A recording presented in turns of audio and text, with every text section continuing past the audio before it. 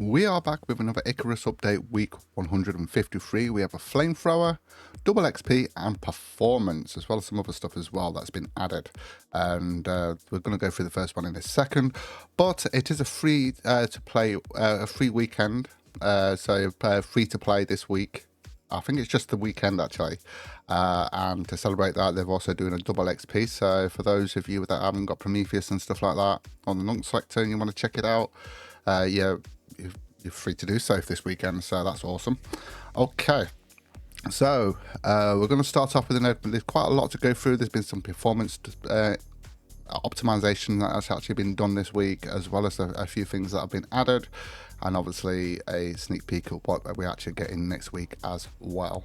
So let's start off with the notable improvements. I think a lot of people are going to love this. So they've adding scoria, clay, and obsidian resource packs purchasable in the Orbital Workshop, which means you could now use scoria, clay, and obsidian on the Styx Map and the Olympus map, not just on Prometheus, which is good. And I kind of had a feeling they might end up doing this because the whole point of those packs is like it's the idea behind it is previous prospectors have actually left those there, and then you can bring them down. I mean, they're not expensive.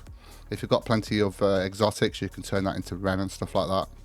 You can actually sell it for Ren and you'll be able to purchase stuff like that. So that's pretty cool. I'm looking forward to that. I think I'm going to be on the Olympus map next anyway. So players can now collect the notes in the null sector missions as items and keep them to read them when they would like. Reduce sandworm and land sharks weakness to fire damage from 21 to 2.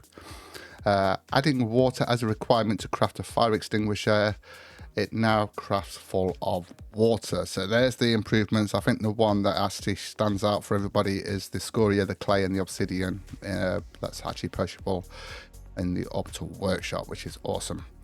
Okay, so we're going to start off with they've actually done some optimizations with the building. So the building occlusion optimizations. So investigations have been underway for a little while now into why large prospects really don't hold up well. Performance-wise, we found that some settings were being applied to building meshes that actually prevented some engine-level optimizations. In most games, when you put your camera up against a wall, rock, or whatever, the objects you can't see behind that object get occlusion called. This happens for pretty much every object in Icarus, except it wasn't happening for buildables. So while your base may have been on the other side of that mountain, it was still being rendered if you looked in that direction. Okay, so early on in the project, we implemented a method of preventing weather effects appearing when standing inside buildings. While this works perfectly fine, the method implemented relies on a setting which also prevents occlusion culling on the building mesh itself, and as we discovered recently during early testing, also prevents us from applying distance culling optimization too. After rejigging the way in which we handle weather culling on the building meshes, we're now able to ensure the building meshes are now both occlusion and distance culled, giving you the best possible performance. That's a lot better, isn't it? So I'm looking forward to seeing how that works. In addition to the buildable optimizations, we have also applied some more aggressive distance culling values to deployables and spline networks. The draw distance for buildings, deployables, and splines is now based on your view distance quality setting in the options menu. Okay, so you can actually you can go into your settings and set that up the way you want it. In our test scenario, these changes resulted in our nearly 2 times performance increase. Wow.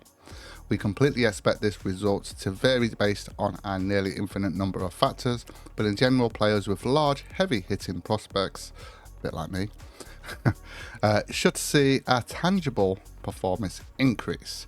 So there we go. So they've actually done the optimization for the buildings. So they've actually figured out what was causing the problem.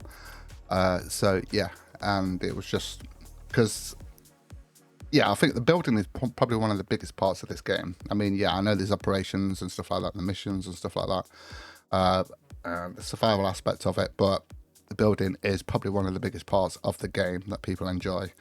Okay, so this week, the Flamethrower. So this week we are introducing the first of our new weapon types in preparation for some new creatures and bosses that are on the way.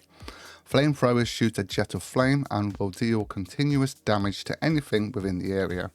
Any flammable objects in the world also have a chance of catching on fire, further adding to the destructive power of this weapon. The flamethrower is crafted on the machining bench and is required to be filled up with a biofuel to use. As the weapon's recipe also takes biofuel, it comes with a full tank to start with. A handy gauge will keep you updated on how much fuel is remaining. Okay, so I'm looking forward to testing that out. It's whether it's, I mean, we've got quite a lot of weapons in the game now. I mean, there's frags, which are pretty good actually. I've not used them much, but I will be using them in the North sector, that's for sure. Yeah, oh, by the way, if I'm going to be streaming later, if you're actually watching this on the day that this is uploaded, I will be in a few hours time streaming. I usually do it on a Saturday, but I'm doing it Friday, and I might be doing it again tomorrow as well. It all depends on how things go. So definitely come and check that out. Okay, so this week, double XP weekend, which I've already just gone through. This week, frozen wood veins. So this is something different. Listening to feedback due to the lack of wood in the North sector, we decided to add a very limited number of frozen wood nodes that can be drilled into with the ice borer. This allows wood without having to trek all the way back out, which is an extremely long journey. We have only added a few, so be on the lookout while in the ice sheets. I mean, we haven't got that far yet anyway. Frozen wood veins will provide frozen wood when drilled. This frozen wood then needs to be heated up in a furnace, campfire, or any of the heat-based benches for devices. This then converts the frozen wood into wood.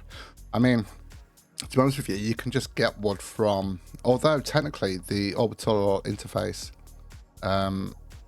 you can't use in the North sector, but you can do it on the edge. So you could just grab loads of wood from there like that, because there isn't that much wood anyway in the volcanic area, which is where the entrance is to the North sector. So yeah, okay, next week, I'm not sure about this one. So next week we've got cows and milk. Next week we are introducing a new animal and resource. This is the cow. You will purchase a frozen half a calf in the orbital workshop and then raise them up into a cow. Cows then need to be fed and watered to produce milk. With that new milk resources comes a range of new recipes. More food recipes. This is the first step we have towards animal breeding. In the future, you can expect bulls, chicks, roosters, and lambs. We are ironing out the breeding mechanics at the moment, and we will release it when we are happy. Yeah, I don't think this is needed in the game, to be honest. I don't know. I'm on the fence with this, to be honest with you. I'm sure there's going to be a lot of players that would actually enjoy that part of it, and I'm sure there's players that, you know, are like, well, what's the point in this? Especially with like in Prometheus and stuff like that, it can be pretty tough to actually protect the actual animals, but I don't know. And like I said, I just prefer building anyway, as well as doing the missions. Anyway, guys, that is it from me this week. Don't forget to let me know in the comment what you think to this actual update. I'm actually looking forward to checking out the Flamethrower at some point. I might be doing that today, actually, hopefully, if all goes well. So yeah, thank you so much for joining me. Take care, and I'll see you in the next one.